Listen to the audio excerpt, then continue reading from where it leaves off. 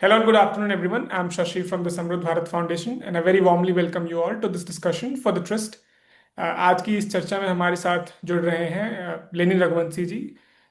He is a very prominent Dalit rights activist, a social thinker, and he has made very important contributions through, the People's Vigilance Committee on Human Rights.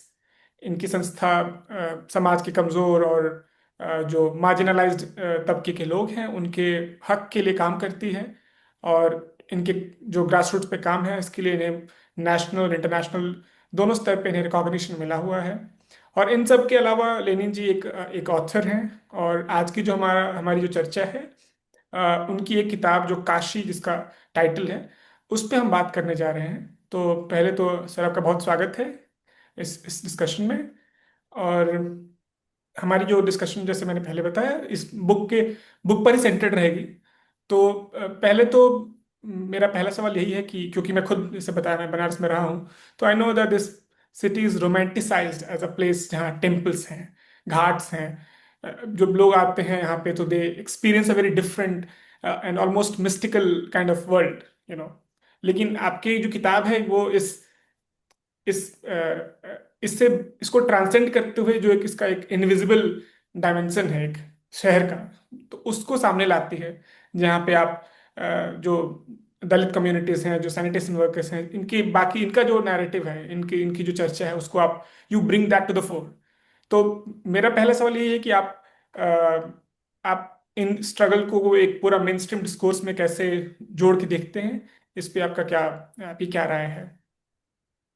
नहीं, आप देखने की कोशिश कीजिए। कई बार क्या होता है कि जो उपनिवेशवाद है, जो कॉलोनियल थिंकिंग है, और खासकर जो हमारे अभिजन है, जो तुलसीदास जी भाखा में लिख रहे थे, संस्कृत में नहीं लिख रहे थे, तो उनका भी विरोध हो रहा था।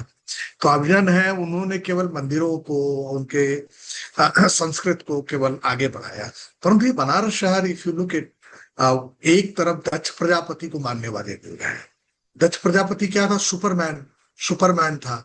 उसने कहा कि अरे, एक जो है अब जो है मतलब जो रहने वाला शमशान का आदमी, तो एक तरफ घोर है दक्ष प्रजापति का, और दूसरी तरफ महादेव का घोर है, और ये शहर महादेव का है। और उस शहर का, महादेव का शहर होने के नाते, अगर आप देखेंगे क्या हुआ, पहला प्रेम विवाह महादेव करते हैं। पूरे महादेव का परिवार जरा देखिए, नंदी वहीं है, वहीं पे शेर है, वहीं पे जो है मतलब मोर है, और वहीं पे जो है सांप जो है, चूहा भी है, और सब सहअस्तित्व के साथ रहते हैं। तो ये जो सहअस्तित्व का कहानी, प्रेम विवाह की कहानी, और दक्ष प्रजापति को वीरभद्र बन करके वध किया जाता है। मतलब कि ये माना जाता है कि घोर चलेगा नहीं, अघोर चलेगा, बहुलतावाद चलेगी, जो है मतलब समावेशी संस्कृति चलेगी, सबको शामिल करना है, सबका सहअस्तित्व एक साथ कैसे है। और इसीलिए बनारस केवल ऐसे नहीं नैरेटिव्स में, अगर आप देखने की कोशिश करें, बुद्ध आता है यहाँ पे, पहला धर्म चक्र परिवर्तन देते हैं, चार तीर्थंकर, बौद्ध जैनियों के चार तीर्थंकर पैदा होते हैं। और जैनियों के चार तीर्थंकर जो पैदा होते हैं, वो उसमें पार्श्वनाथ जी भी होते हैं जो है। और वो पूरा का पूरा एक श्रमण संस्कृति का इतिहास आता है। यही नहीं, आप देखिए कि आदि शंकराचार्य की जो प्रमाणिक कहानी है, वो एक दिन नहा करके जा रहे थे आदि शंकराचार्य जी, और महादेव काशी विश्वनाथ को जल चढ़ाने गंगा जी का लेके, एक चांडाल दिखाई देता है, उसको उत्तिष्ठ उत्तिष्ठ करते हैं, स्टैंड अप स्टैंड अप, खड़े हो जाओ। और वो खड़े नहीं होते, और वो महादेव में परिवर्तित होकर कहते हैं, क्या आदि शंकराचार्य, तुम क्या बात कर रहे हो, हम भी ब्रह्म के हिस्से, तुम भी ब्रह्म के हिस्से, और अभी भी भेदभाव कर रहे हो। और आदि शंकराचार्य जी कहते हैं, ये हमारा आखिरी ज्ञान है अद्वैत का।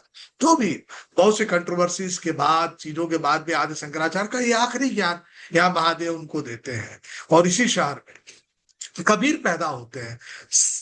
रैदास, रविदास जिनको कहते हैं, वो बेगमपुरा की कल्पना करते हैं, रानीपुरा की कल्पना नहीं करते, बेगमपुरा की कल्पना करते हैं।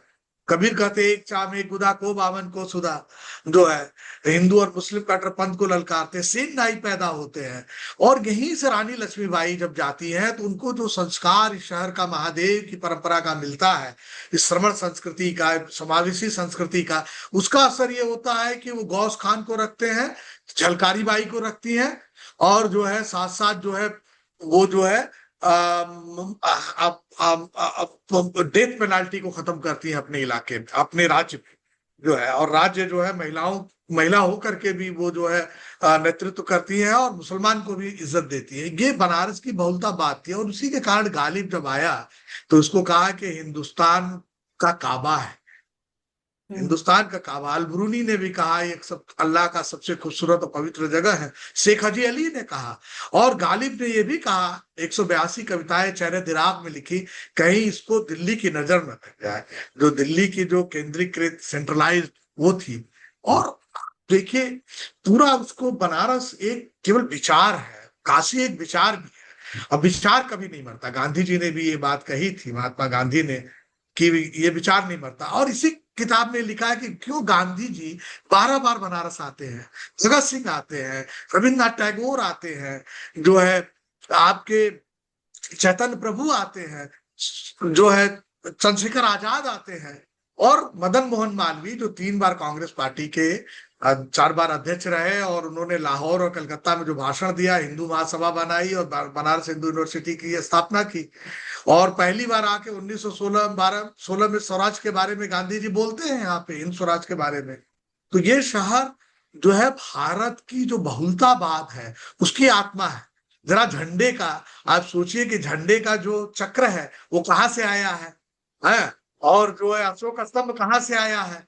तो काशी जो है उसमें आत्मा है कि वो महादेव का शहर था, और महादेव उस समय लड़ रहे थे घोरों के खिलाफ। महादेव की पूजा कर लीजिए, परंतु आप अगर प्रजापति की परंपरा मानते हैं तो ये किताब कह रही है कि नहीं, ये नहीं चलेगा।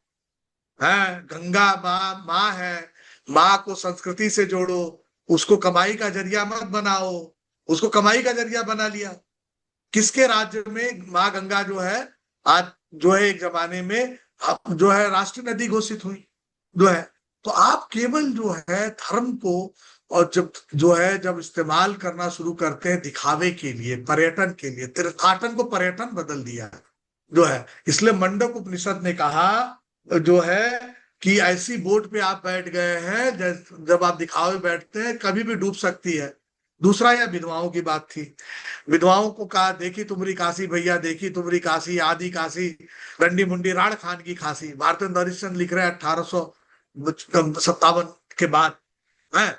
और वो जो है भारतेंद्र हरिश्चंद्र जब लिख रहा है कि हम कह रहे हैं कि देखो, पितृ मेधा सुक्त में, अथर्ववेद में लिखा है कि विधवा किसी से भी शादी कर सकती है। विधवा जो है किसी को भी चुन सकती है अपने पूजा के लिए। हमारे यहाँ परंपरा है कि हमारे पुरखों को जो है विधवा ही बुलाती है। माँ कामाख्या की पूजा में या तो सबसे कुंवारी या विधवा की पूजा ही सबसे महत्वपूर्ण मानी जाती है। तो ये सवाल है कि ये जो हमारा सामंतवाद आया था, और कबीर और रैदास के साथ इस शहर में कभी भी मॉब लिंचिंग नहीं हुआ। मॉब लिंचिंग इसलिए हुआ कि हिटलर और मुसोलिनी की आत्मा आ गई अपने देश में। तो अभी महादेव का झगड़ा हिटलर और मुसोलिनी की आत्मा से है। महादेव का झगड़ा जो है उस घोर वाले दक्ष प्रजापति से है। आप जो है उनसे आध्यात्म की ताकत तो लेना चाहते हैं, परंतु आध्यात्मिक ताकत एक विचार के साथ भी है। महादेव एक विचार है, सहअस्तित्व के विचार है जो है। और आप जो है उस सहअस्तित्व के शहर को एक केवल तीर्थाटन की जगह पर्यटन बनाने की कोशिश कर रहे हैं, दिखावे में ले जाने की कोशिश कर रहे हैं, घंटा और घड़ियालों को ही केवल बनारस समझने की कोशिश कर रहे हैं। तो बनारस का जो सबसे महत्वपूर्ण जो चीजें हुई थी उसको किस किस तरह से आप लाने की कोशिश करेंगे, इसलिए ये किताब उसको नैरेटिव्स को ले जाती है, विचार के रूप में काशी को ले आती है, और विचार को आप मार नहीं सकते। जी जी, बिल्कुल बिल्कुल। आपने इसका जवाब दिया, पर मैं एक और इसको थोड़ा इस पे और चाहूंगा कि आप इसको विस्तार से बताएं।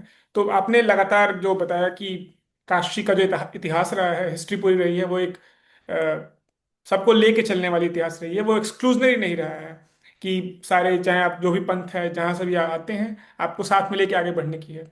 और आज जो खास तौर से 2014 के बाद में जो राजनीतिक कॉन्टेक्स्ट है, जो परिप्रेक्ष्य में जो चीज़ें हो रही हैं, और उसका जो असर दिखता है बनारस में, कि अब ये आप इसको बेहतर समझते होंगे कि वहाँ क्या ग्राउंड पे क्या असर दिखता है।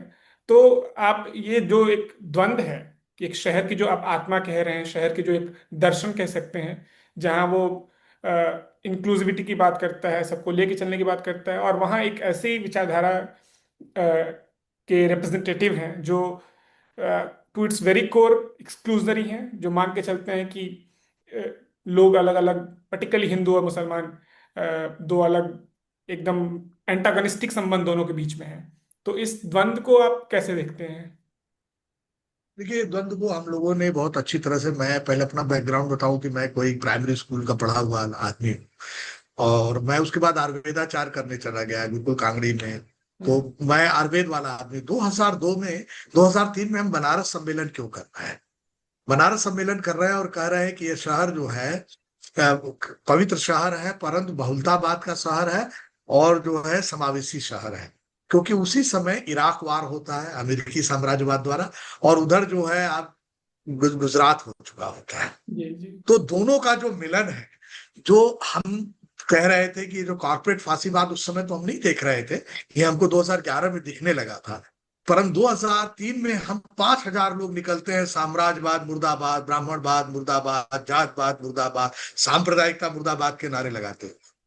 और सभी थिंकर्स आते हैं, लोग बातचीत करते हैं, अलग अलग चीजें करते हैं। 2005 में पीपल सार्क होता है इस इलाके में।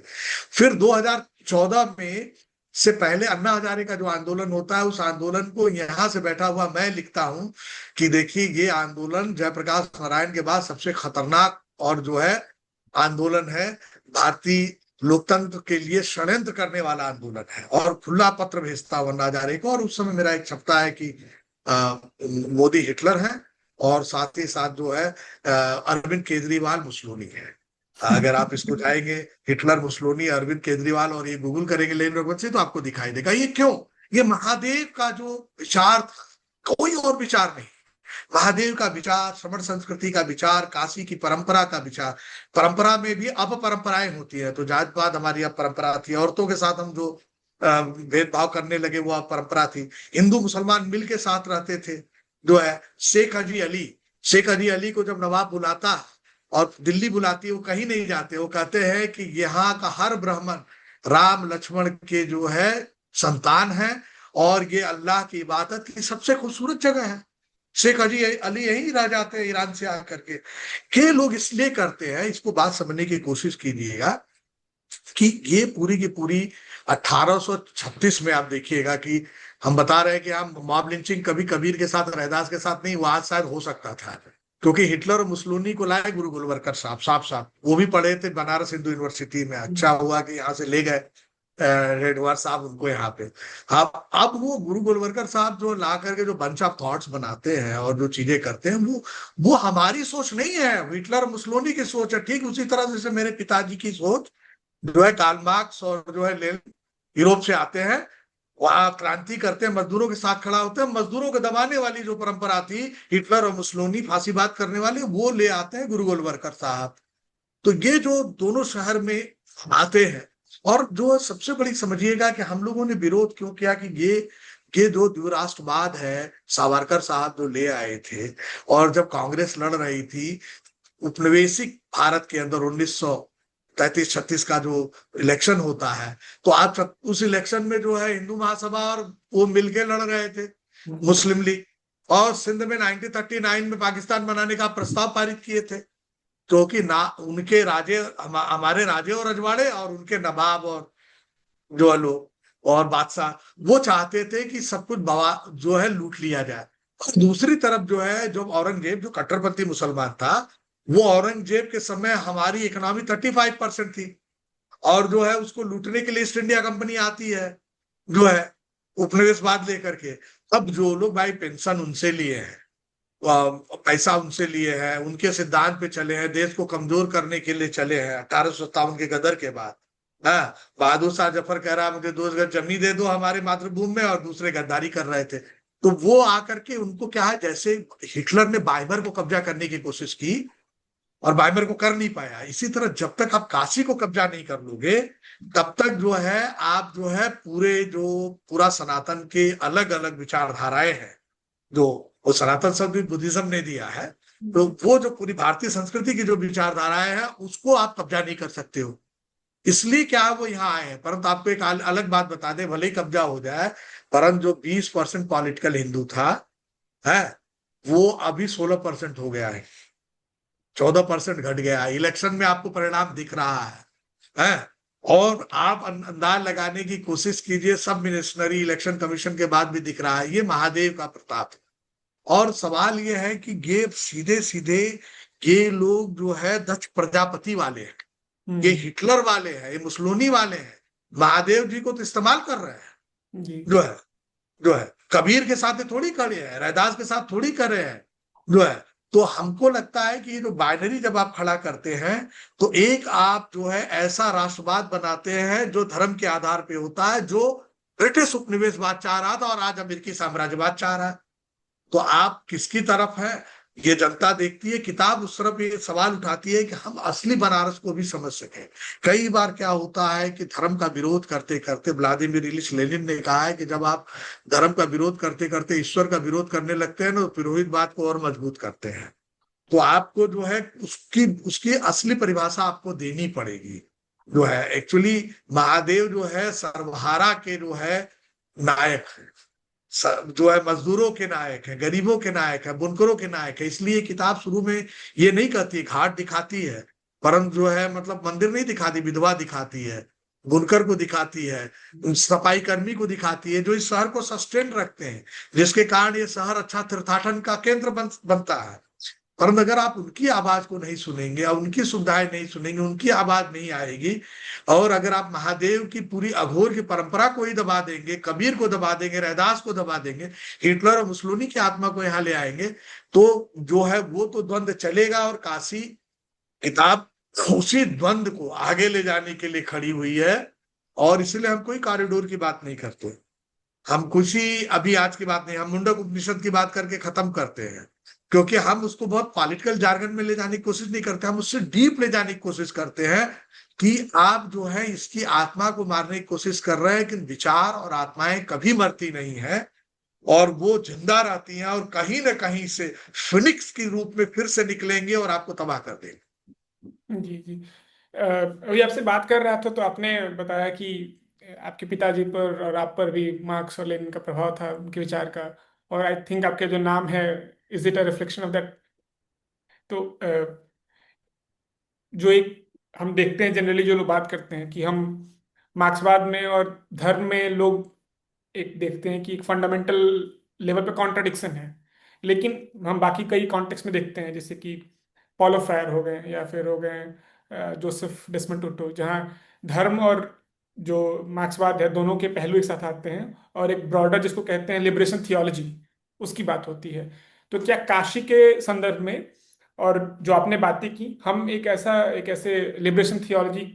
देखिए, आप बहुत सही बात पूछा। एक्चुअली मेरे बाबा स्वतंत्रता संग्राम सेनानी थे, गांधी जी के साथ गांधीवादी थे। उनके जो चाचा थे वो 11 साल जेल में रहे, ईस्टर्न यूपी में इतना जेल में कोई नहीं रहा। ये हमारे खानदान के 1857 में 3 लोग फांसी पे चढ़ा दिए गए। तो पिताजी कम्युनिस्ट हुए, लेकिन हम कम्युनिस्ट नहीं है। हम गुरुकुल में पढ़े हुए आदमी हैं। हम थियोलॉजिकल डेमोक्रेसी, स्पिरिचुअल डेमोक्रेसी मानने वाले, लिबरेशन थ्योरी मानते हैं उसको। आजकल हम लोग थियोलॉजिकल डेमोक्रेसी भी नहीं, बल्कि हम स्पिरिचुअल डेमोक्रेसी की बात कर रहे हैं। क्योंकि अमेरिका की डेमोक्रेसी क्या है, वो जो एप्स्टीन पैदा कर दे रही है। भाई हम कम से कम हमारा आदमी एप्स्टीन ना हो, उसके लिए कुछ तो आध्यात्मिक बाइंडिंग चाहिए। जी जी। जो है कुछ तो आपका जो है मतलब कुछ तो नैतिकता नहीं, मूल्य तो है आपके।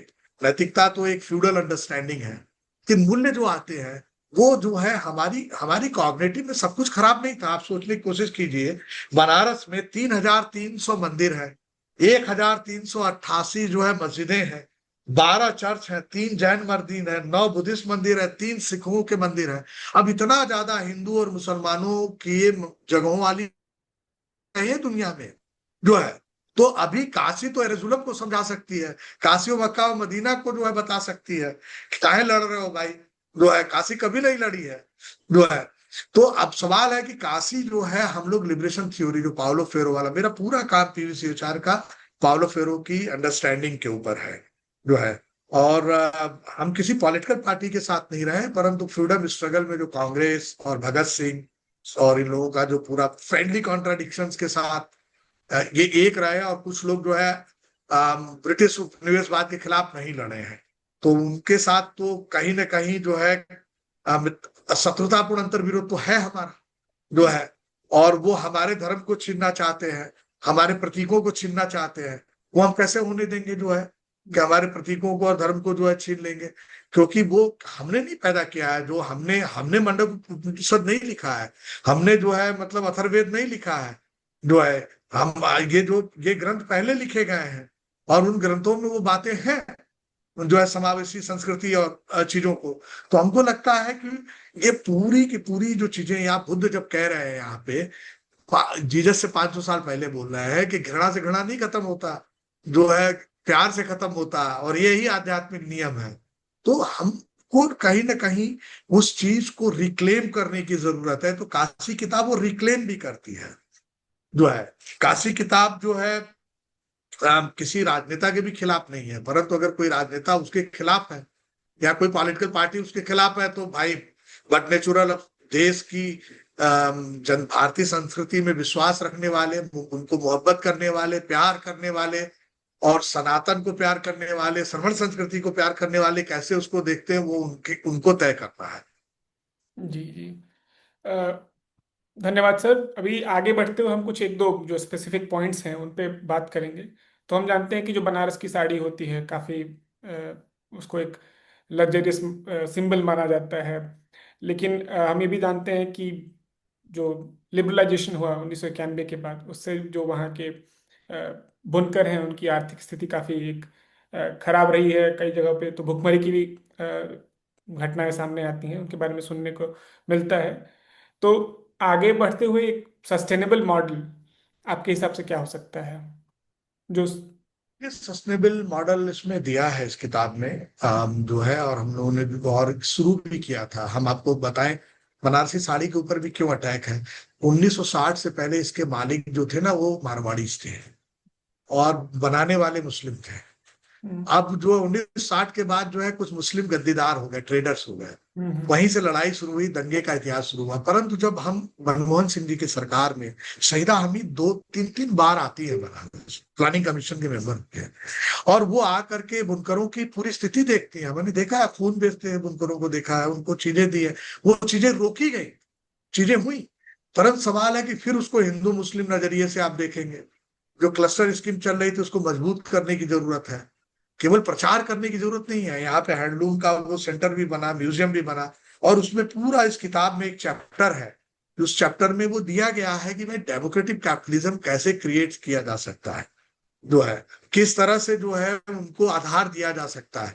केवल वो साड़ियां ही नहीं बना रहे हैं, वो बहुत सी और चीजें हैं जिनको डिजाइनर्स के साथ जोड़ करके जो है, क्योंकि अब हम धोती नहीं पहन रहे हैं, औरतों को जबरदस्ती साड़ी पहना है, ये भी जो है ठीक बात नहीं है। तो बिल्कुल। उसके फैब्रिक्स का और भी अलग इस्तेमाल हो सकता है। वो औरतों के लिए भी, आदमी के लिए भी, हम लोग स्कार्फ यूज करते हैं, वो बढ़ा। परंतु इस सरकार ने केवल ज्यादा जार्गन्स दिया है, क्योंकि उनको और खासकर मुस्लिम इलाकों को उस तरह से जाने नहीं दिया है। और जो चीन से जो एक्सपोर्ट्स होता था सिल्क और चीजों को लेकर के, उस पॉलिसियों को अभी फिर से समझने की जरूरत है। क्योंकि बुनकर हिंदू और मुसलमान नहीं है, बुनकर कबीर है। बुनकर हमारी परंपरा है, हमारी साझा संस्कृति का परंपरा है, वो हमारी बनारसियत है, जो है। आप नजीर बनारसी जो खुद बुनकर परिवार में पैदा होते हैं, उनकी कविता खाली एक पढ़ लीजिए, वो दशाश्वमेध से नहाते हुए बाबा विश्वनाथ से होते पूरे बनारस को जो है मतलब आप परिक्रमा कर ले जाएंगे, है, जो है। तो वो बुनकारी को आप क्यों खत्म करने की कोशिश कर रहे हैं। और यही नहीं होता है, आपको इसमें और भी बात है कि जो बैचेस बनते हैं, ये बैचेस जो अमेरिका की सेना के, ब्रिटेन की सेना के, उनकी पुलिस के बनते हैं, वो केवल कराची और बनारस में बनते हैं। वो जो आदमी नॉर्वे में था जिसने हत्या की थी, सुपरमैन होकर के बोला था, अभी जेल में, वो भी बैच यहीं से बनवाया था। तो बुनकर ने उसकी खिलाफत की, क्योंकि बुनकर को लगा कि हम इस सोच के लोग नहीं हैं। तो अब सवाल है, इस बीच में मिडिल मैन इतना ज्यादा बैचेस में है, कराची की तरफ सब बिजनेस जा रहा है। तो हमको वो सोचने की जरूरत है कि हम इस बिजनेस को कैसे ला सके, और इसको किसी लाइन हिंदू मुस्लिम के लेंस से देखने की जरूरत नहीं है, बल्कि भारत की अर्थव्यवस्था से देख करके उसको अंतर्राष्ट्रीय बाजार से जोड़ने की जरूरत है। और एक खूबसूरत बात मार्क्स ने कही थी कि जो किसान है वो अपने लिए पहले पैदा करता है, और जो सरप्लस होता है वो बेचता है, लेकिन बुनकर के लिए तुरंत बाजार चाहिए। तो इसलिए बुनकर के लिए बाजार बनाने का काम जो शुरू किया था अब उस समय की योजना आयोग ने, उस काम को और सघनता के साथ इस सरकार को चलाए जाने की जरूरत है, जो नहीं किया जा रहा है। जी जी। सर, जो आपने बात की डेमोक्रेटिक कैपिटलिज्म की, और कि आज के संदर्भ में, आज के कॉन्टेक्स्ट में जो हम देखते हैं कि मार्केट पूरा डीपली पेनिट्रेट कर चुका है हर आयाम को। तो इसी से जुड़ा है जो जो काशी का शहर है, जहाँ पे हम उसकी स्पिरिचुअलिटी की बात करते हैं, उसके अध्यात्म की बात करते हैं। और और हम ये भी जानते हैं क्योंकि मार्केट का इतना एकदम डोमिनेंस ऐसा है कि जो उसकी स्पिरिचुअलिटी की बात है वो पूरा मार्केट तक लिमिटेड होकर रह गई है। तो क्योंकि मार्केट तो भी खत्म नहीं होने वाला है, मार्केट हमारे सामने है।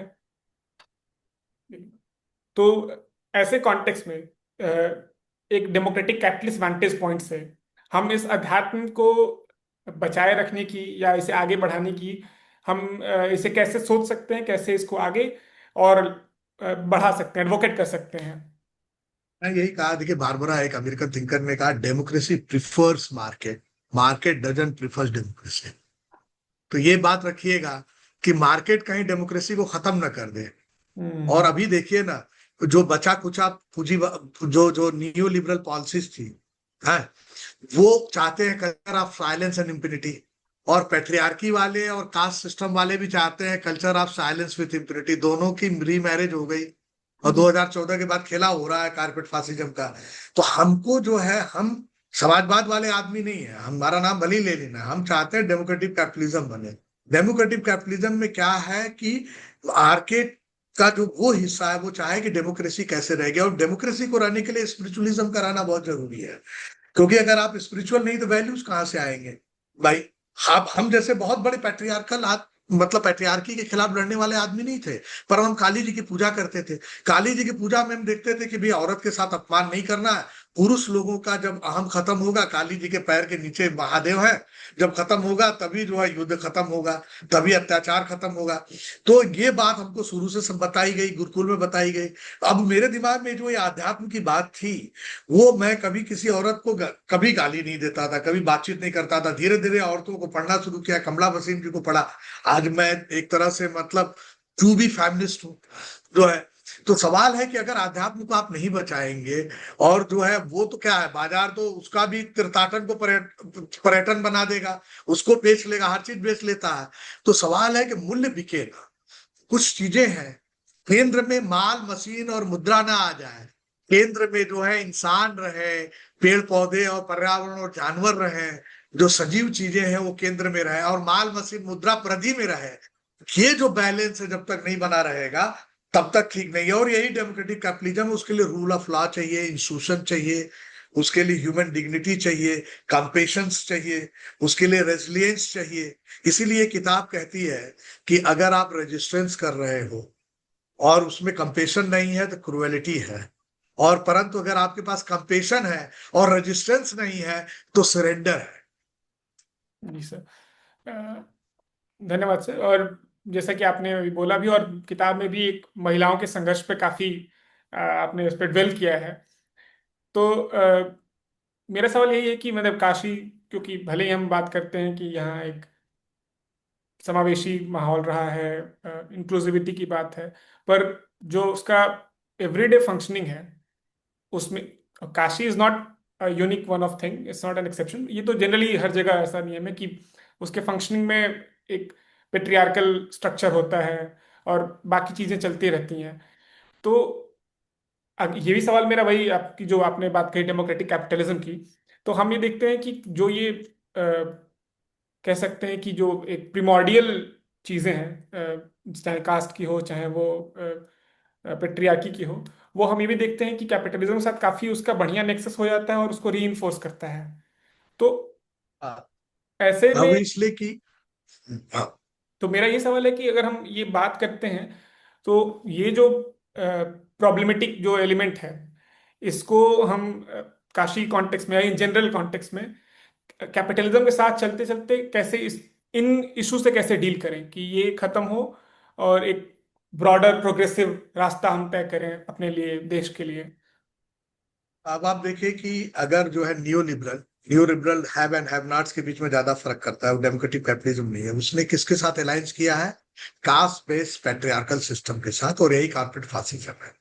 तो आपको ये देखना पड़ेगा, कास्ट बेस्ड पैट्रियार्कल सोसाइटी के खिलाफ अगर समर संस्कृति, महादेव की संस्कृति, बुद्धिज्म की परंपरा, रवि रैदास, कबीर, रानी लक्ष्मीबाई सब लड़ रहे थे, तो उसको भी लाना पड़ेगा।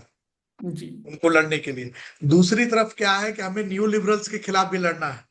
तो इसीलिए जो नवदलित का कॉन्सेप्ट, मेरी पहली किताब का जो 2024 का जो अंक आया, जो नवदलित वाला, वो नवदलित वाला यही था कि भाई जोड़ो, और जोड़ो तो न्याय दो। तो हमने इसलिए कहा इस किताब में spiritualism without justice is spectacle, क्योंकि जो है वो केवल दिखावा है अगर आप न्याय नहीं दे पा रहे हो। तो सवाल है ये है कि हमको कॉग्निटिव वीकनेस के खिलाफ, कॉग्निटिव प्रॉब्लम्स के खिलाफ हमारी जो कॉग्निटिव स्ट्रेंथ थी और अभी की जो कॉन्टेक्चुअल स्ट्रेंथ है, दोनों को मर्ज करना होगा। जी। जो है, गांधी इस बात को समझते थे। गांधी जी, महात्मा गांधी कोई सामान्य आदमी नहीं है, महात्मा गांधी जी समझते थे। इसलिए बाबा साहब भीमराव अंबेडकर को ले आए, नेहरू को ले आए। जो है, अब इस जो स्पिरिचुअल डेमोक्रेसी में कौन खड़ा होता है? नेहरू खड़े होते हैं, बाबा साहब भीमराव अंबेडकर खड़े होते हैं, गांधी खड़े होते हैं। ये इन सब चीजों के साथ आते हैं।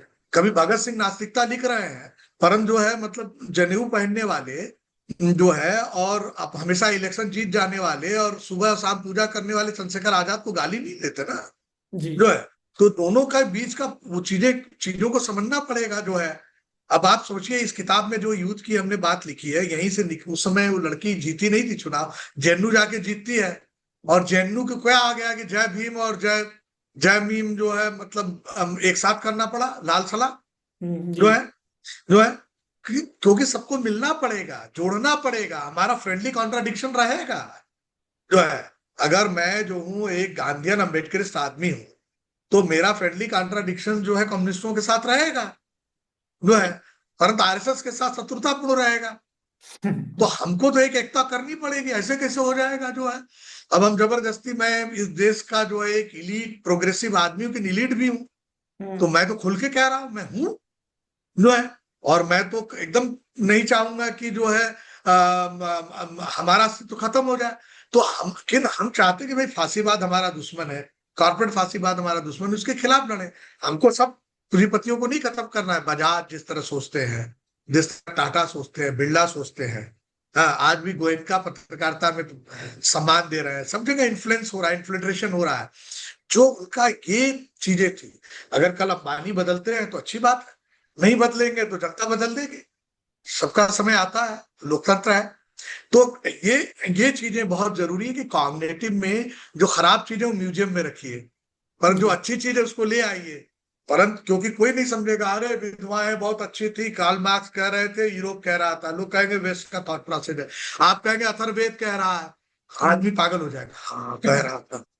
भारतेंद्र हरिश्चंद्र कह रहा था, महादेव पहला प्रेम विवाह कर रहे थे, तुम कौन हो जी? जो है, आदमी परेशान हो जाता है। तो ये हमको ले जाने की बहुत जरूरत है। इसलिए क्या है कि हमारा जो पुराने में जो अच्छा है उसको हमको बचा के रखना है, जो गड़बड़ है उसको म्यूजियम में ले जाना। हम जो है अपना घर साफ करते हैं, गेहूं का खेत साफ करते हैं, तो गेहूं का खेत साफ करने में घास निकालते हैं सर, गेहूं नहीं निकाल देते। हम गेहूं अपने घर का सब सामान नहीं फेंक देते जो है सफाई के नाम पे। तो ये भी हमको समझने की जरूरत है। जी सर। सर, मेरा आखिरी सवाल यही था कि अभी मैं तो बनारस नहीं गया था, लेकिन जो न्यूज़ में लगातार आ रहा था, जो मैं ट्विटर पे देख रहा था कि वहाँ जो पुराने मंदिर हैं, तो उनको लगातार एक सिस्टमैटिक तरीके से तोड़ा जा रहा था, हटाया जा रहा था। और तर्क ये था कि इसको हटा के हम इसको मॉडर्नाइज कर रहे हैं। तो क्या आप ये जो ड्राइव थी, पूरी डेमोलिशन ड्राइव, जिसमें कि आप पुराने, कितने पता नहीं हजारों साल पुराने मंदिरों को तोड़ रहे हैं, और आप क्योंकि आप इम्पोज करना चाहते हैं ऊपर से कि एक तरह से होगा काशी, एक मोनोलिथिक आइडेंटिटी देना चाहते हैं एक शहर को जो कि काफी डाइवर्स है अपने आप में, क्या आप इस बात से सहमत हैं? आपका क्या मानना है इस पे? नहीं, देखिए सबसे बड़ी बात है कि भाई धर्म तो मतलब आपने कितनी मस्जिदों को और कितने चर्च को जो है मतलब पर कब्जा किया, हमारे मंदिरों पे क्यों कर रहे हो तुम? हम्म। क्यों कर रहे हो तुम? धर्म में क्यों घुस रहा है राजनीति?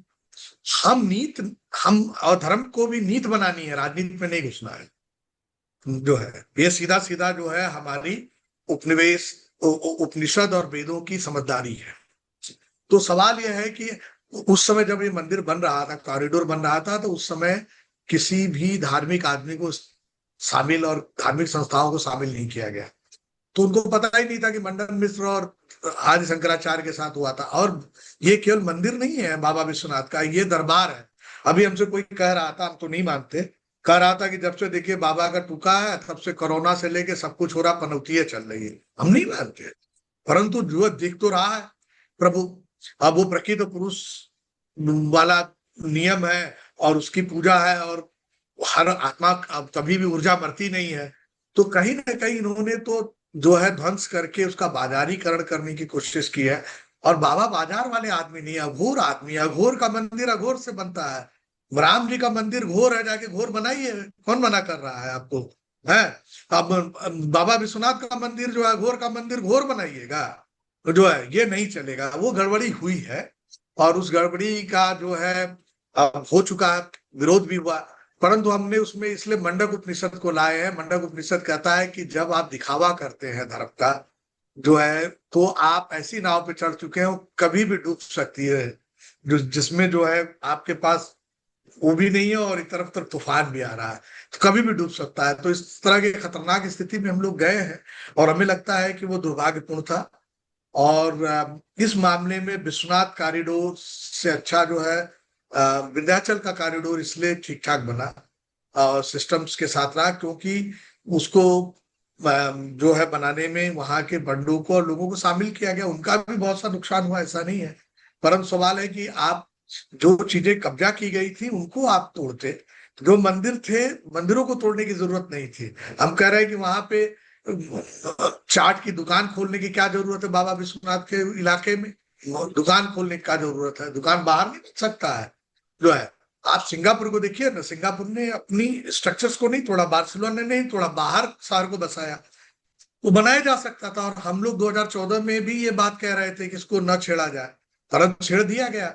अब सवाल है कि छेड़ करके लोग क्या करते हैं कि अपने को स्थापित करने की कोशिश करते हैं। तो बाबा विश्वनाथ स्कंद पुराण में महादेव है, गंगा है, जी है, और जो है काशी है। यही तीनों रहेगा। जो लोग थे ना वो अस्थायी है, कहाँ चले जाएंगे कुछ पता नहीं है। वो कुछ कंस को भी लगता था, और जो है रावण को भी लगता था कि जो है, और दुर्योधन को भी, कि अब उनका राज्य का पतन कभी नहीं होगा। तो ऐसा तो होगा नहीं है, जो है। राज्य का पतन जो है हर अहंकारी का हुआ, और महादेव ही जीतेंगे। और महादेव ने अपना खेला शुरू कर दिया है। नहीं तो मैं, मेरे जैसा आदमी जो धर्म और आध्यात्म को अपना बहुत बहुत निजी मामला मानता हूँ, जो है मतलब मैंने आज तक ये भी नहीं बताया कि मैं दीक्षित हूँ शाक्त परंपरा में, पर बहुत निजी मामला मानता हूँ। तो वो कहीं ना कहीं अब जो है खुद महादेव जो है और उनका विचार लड़ना शुरू कर दिया है। नहीं तो देखिए, गाय की बात हो रही है, मदनी साहब से लेके सब लोग राष्ट्रीय पशु मान दिए गाय को, जो है। हम तो कह रहे भाई, इधर वैष्णवों का गाय है और हम शैवाटिकों के नंदी हैं, दोनों बचे। जो है अगर सरकार यही नहीं संभाल पा रही है, अगर हमारी संस्कृति का हिस्सा मानते हुए, हम मुसलमान भी मान गया है, तो आप इसको राष्ट्रीय पशु बनाइए और राष्ट्रीय दोनों को घोषित कीजिए, बंद कीजिए ये सब। जितना लोग जो है बीफ बेच रहे हैं बाहर, देश से बाहर, जो है वो लगाइए। हमको जरूरी थोड़ी है कि हम ऐसी अर्थव्यवस्था लेकर खड़ा करें, जब हम सात्विक राशिक और तामसिक खाने में देख रहे हैं तो कर। परम सवाल है कि ये इसलिए नहीं करेंगे क्योंकि धर्म को जब आप केवल राजनीति के लिए इस्तेमाल करते हैं, धर्म का मर्म आप जब नहीं जानते, आध्यात्म आप नहीं जानते, और आप उसको केवल एक पर्यटन बनाने की कोशिश करते हैं, सेल्फी पॉइंट्स बनाने की कोशिश करते हैं। महादेव हमारे लिए सेल्फी नहीं है, हमारा जो है हमारे लिए महादेव जो है, मतलब हमारा, हम निकृष्ट ना हो जाए, हम उत्कृष्ट रहे, वो हमको रोके रखे। ये महादेव की हमारी टीचिंग है, उसकी इबादत, उसकी पूजा और इबादत है। महादेव हमारे लिए नहीं है कि जो है घंटा बजा के उससे पैसा बना लिए, जो है। वो तो खुद अघोर है, शमशान में रहता है।